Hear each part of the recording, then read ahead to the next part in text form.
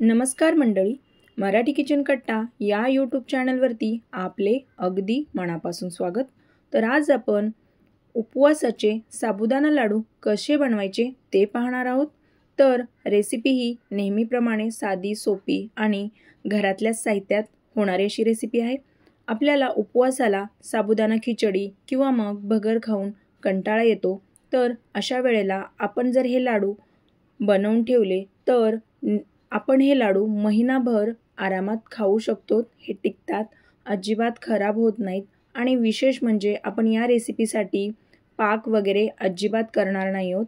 तर तुम्हाला एक विनंती आहे, व्हिडिओला सुरुवात करण्याआधी तुम्ही जर चॅनलवरती नवीन असाल तर चॅनलला सबस्क्राईब करा आणि व्हिडिओ जर आवडला तर व्हिडिओला एक लाईक नक्की करा। तर चला रेसिपीला सुरुवात करूयात। तर इथे मी कढई गरम करायला ठेवलेली आहे आणि 1 वाटी इथे मी साबुदाणा घेतलेला आहे। तर कुठल्या पण कपाचं किंवा ग्लासाचं किंवा वाटीचं असं मेजरमेंट घ्या, त्यानुसार इथे मी 1 वाटी असा साबुदाणा घेतलेला आहे। तर आपल्याला हा साबुदाणा कमी गॅसवरती भाजून घ्यायचा आहे, जास्त पण असं याला लाल नाही करायचंय। कमी गॅसवरती न टाकता आपल्याला हा खमंग असा साबुदाणा भाजून घ्यायचा आहे। तर गॅसची फ्लेम अगदी एकदम कमी ठेवायची आहे आणि 7 ते 8 मिनिट आपल्याला हे एकदम कमी गॅसवरती सुरुवातीला साबुदाणा भाजून घ्यायचा आहे। एक 7 ते 8 मिनिटं आता झालेले आहेत। आता त्यानंतर इथे अगदी थोडासा म्हणजे मीडियम गॅसवरती आपल्याला हा साबुदाणा परत एकदा भाजून घ्यायचा आहे। कुठेही हा साबुदाणा डागला नाही पाहिजे, नाहीतर लाडू आपले लाल रंगाचे येतात, पांढरे शुभ्र लाडू येत नाहीत। त्यामुळे न डागता कमी गॅसवरती हा साबुदाणा आपल्याला सतत असा हलवायचा आहे। जर तुम्ही गॅसची फ्लेम जास्त ठेवली तर साबुदाणा लवकर भाजला जातो आणि तो लाल पण पडतो। त्यामुळे आपल्याला हा कमी गॅसवरती भाजायचा आहे। तर आपला भाजून झालेला आहे, एवढाच असा आपल्याला भाजायचा आहे। तर हे पहा, आता याला एक 5 ते 10 मिनिटासाठी आपल्याला थंड करण्यासाठी ठेवायचा आहे। तर तुम्ही हा साबुदाणा फॅन खाली थंड करण्यासाठी ठेवू शकतात आणि गार झाल्यानंतर आपण याला मिक्सरला वाटून घेणार आहोत। तर हे पहा, आपला साबुदाणा पूर्णपणे थंड झालेला आहे। तर आता याला आपण बारीक असं मिक्सरला वाटून घ्यायचं आहे। तर अशा पद्धतीने मी इथे वाटून घेतलेला आहे। हे पहा, एकदा याला तुम्हाला जर वाटत असेल की हा थोडा जाड आहे तर एकदा याला बारीक असं चाळणीने चाळून सुद्धा घेऊ शकतात। आता तो मी साईडला काढून ठेवला आहे। आता त्याच भांड्यामध्ये 1 वाटी आपण साबुदाणा घेतला होता, तर मी इथे अर्धी वाटी साखर घेतलेली आहे। तर साखरेचं प्रमाण तुम्ही इथे कमी जास्त करू शकतात। तर आता यामध्येच मी विलायची सुद्धा घातलेली आहे आणि आता हे वाटून घेतलेलं आहे। साखर मी वाटून घेतलेली आहे। तर साखर वाटल्यानंतर इथे आपल्याला 1-2 चमचे मी डेसिकेटेड कोकोनट घातलेला आहे। आता हे सुद्धा आपल्याला बारीक असं याच्यामध्येच वाटून घ्यायचं आहे। तर हे पहा, अशा पद्धतीने हे दोन्ही मिक्स करून परत एकदा मी मिक्सरला फिरवून घेतलेलं आहे।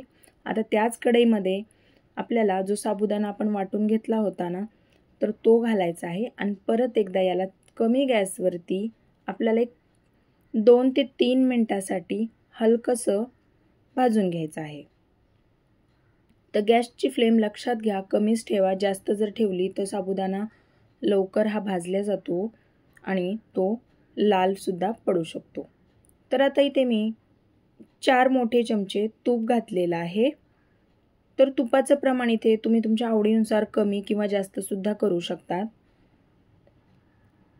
किंवा मग या वेळेला इथे तुम्ही वनस्पती तूप किंवा मग शेंगदाण्याचं तेल सुद्धा आपण इथे घालू शकतो। तर आता इथे कमी गॅसवरती आपल्याला हे सगळं मिश्रण चांगलं असं मिक्स करून घ्यायचं आहे। गॅसची फ्लेम आपल्याला एकदम कमी ठेवायची आहे, जास्त ठेवायची नाही आहे आणि सतत असं याला हलवत राहायचं आहे। याच्यामध्ये ज्या गाठी झालेल्या असतील त्या सर्व आपल्याला गाठी मोडून काढायच्या आहेत। तर कमी गॅसवरती आपल्याला हे सर्व मिश्रण चांगलं असं खमंग परतून घ्यायचं आहे। छान असा सुगंध येईपर्यंत या मिश्रणाला आपण सतत असं हलवत राहायचं आहे। यामुळे खूप छान अशी लाडूला टेस्ट येते। तर मी याला बघा तुम्ही पाहू शकता सगळ्या गाठी इथे मी मोडून काढलेल्या आहेत।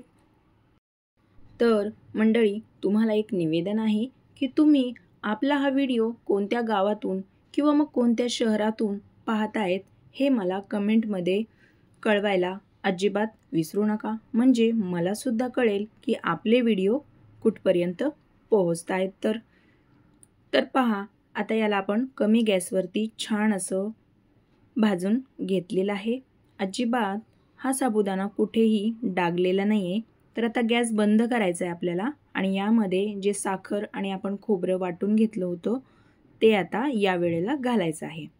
तर आता सर्व मिश्रण मी इथे घातलेलं आहे वाटलेलं आणि आता आपल्याला याला चांगलं असं मिक्स करून घ्यायचं आहे, कारण गॅस जरी आपण बंद केलेला असला तरी कढई गरम आहे आणि साखरेला लगेच पाणी सुटतं, त्यामुळे आपल्याला गॅस पूर्णपणे बंद करूनच ही स्टेप करायची आहे। ही स्टेप खूप महत्त्वाची आहे।